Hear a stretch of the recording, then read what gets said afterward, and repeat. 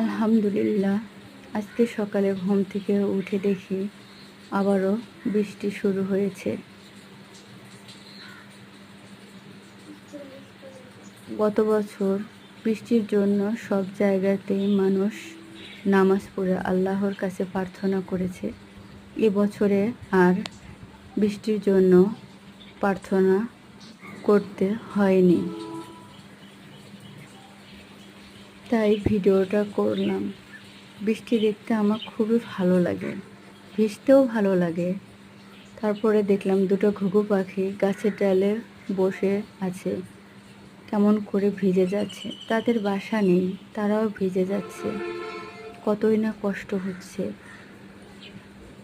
এবছরে মানুষের উপর আল্লাহ তাআলার রহমত অনেকটাই বেশি, তাই প্রতিদিনই বৃষ্টি হচ্ছে। বৃষ্টি দেখতে অনেক ভালো লাগে।